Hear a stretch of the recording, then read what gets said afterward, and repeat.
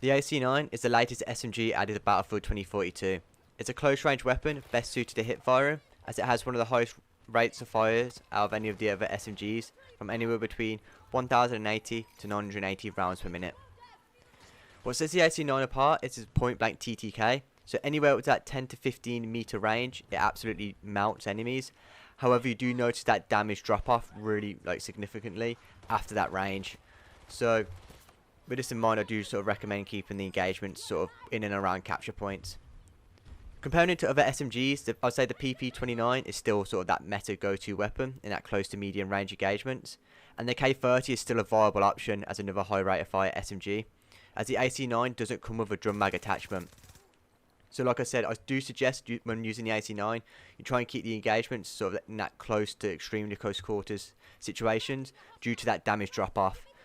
So this can be a problem, as the majority of the maps do have medium to long range combat in and around, in between capture points, sorry. You probably noticed that once you get out of a capture point, there's not much cover, and it's all like kind of hills or boulders and kind of those big sort of lines of sight engagements on some of the maps. Obviously these are getting reworked, so at the moment with the AC9, I do recommend sort of staying in and around sort of those capture points in close quarters areas to make sure you utilise and sort of play to the strengths of this weapon.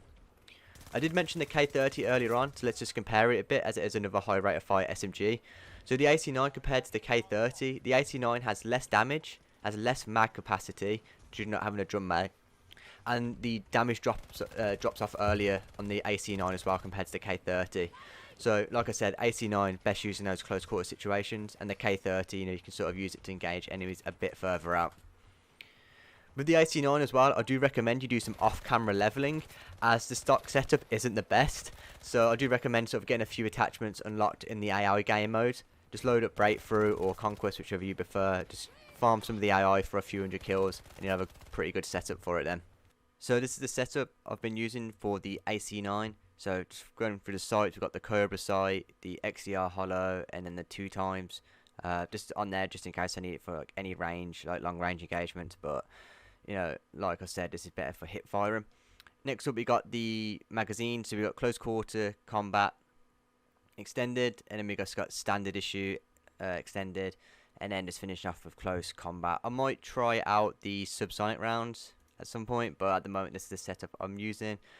Like I said, this gun's good with hip fire, so I've got the LS1 laser sight. However, I will equip the STNR laser sight, this one here, once I unlock it. Then we've got the LWG grip for accuracy when moving, and then we've got the BCG light grip for aim down sight accuracy. But like I said, I've just been hip firing with it, but that's just there if I need it.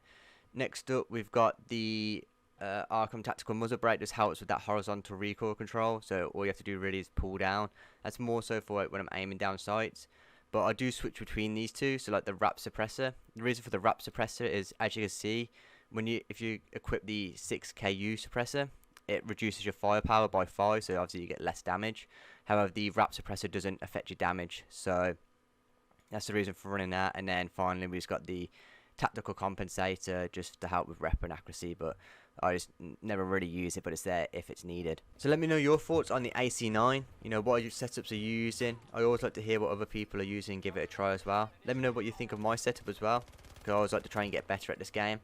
But yeah, if you enjoyed the video, make sure to leave a like, subscribe if you want to see more content like this, as well as subscribing to help us reach those 1,000 subscriber goal we have by July 31st. But that's it for today, so until the next one, have a good one.